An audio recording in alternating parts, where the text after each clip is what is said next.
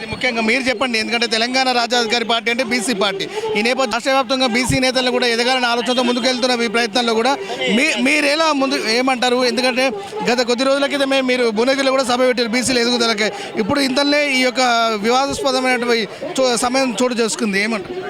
ఈ రాష్ట్రంలో majority వర్గాలైనటువంటి BC, SC, ST, మైనార్టీలని మరి 3% లేనటువంటి ఈ అహంకారపూరితమైనటువంటి అగ్రవర్ణ నాయకులు ఏదైతే ఉన్నారో మరి వారు మాట్లాడినటువంటి మాటలు ఇవాళ రాష్ట్రంలో ఉన్నటువంటి మెజారిటీ వర్గాలందరూ కూడా మరి ఆలకించడం జరుగుతూ ఉంది. ఇవాళ వాళ్ళకు వచ్చినటువంటి అధికారం ఎక్కడి నుంచి వచ్చింది, ఏ వర్గాల చేత ఓట్లు వేయించుకొని వాళ్ళ అధికారంలోకి వచ్చారో మరి ఓట్లు వేయించుకున్నటువంటి వర్గాలని ఇవాళ ఇంత హీనమైనటువంటి పదజాలంతో, సాటి మనిషి వినలేనటువంటి పదజాలంతో మాట్లాడుతున్నటువంటి 3 నెలలు నిండినటువంటి వాడు ఇవాళ ఈ రాష్ట్రంలో నేను 3వ వ్యక్తిని, మరి వాళ్ళ ముఖ్యమంత్రి, పీసీసీ తర్వాత నేననే అహంభావంతో మాట్లాడుతున్నటువంటి మాటల్ని మరి రాష్ట్రంలో మెజార్టీ ప్రజలందరూ కూడా ఇవాళ వినడం జరిగింది. బరాబర్ కాంగ్రెస్ పార్టీకి ఇవాళ అల్టిమేటం జారీ చేస్తూ ఉన్నాం.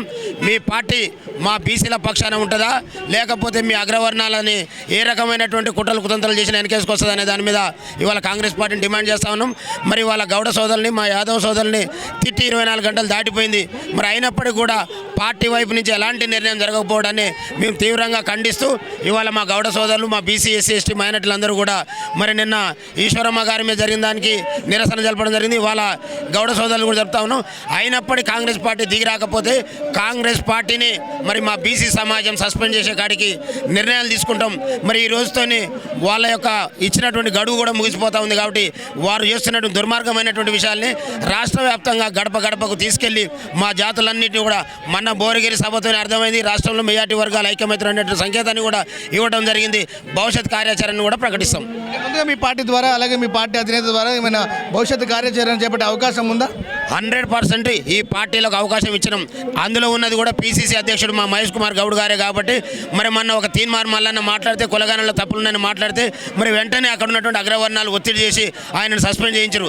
మరి వాళ్ళ ఆ పార్టీలో ఉన్నటువంటి యువజన కాంగ్రెస్ అధ్యక్షుడు మరి వాళ్ళు మాట్లాడినటువంటి మాటలు ఒక కులాన్ని కాదు, మా బీసీ సమాజాన్ని మొత్తాన్ని కూడా మరి కించపరిచే విధంగా మాట్లాడినటువంటి మాటలకు మా మహేష్ కుమార్ గౌడ్ గారికి ఆయనను సస్పెండ్ చేసేటటువంటి నిర్ణయాన్ని ఆ పార్టీ ఇస్తుందా ఇయ్యదా?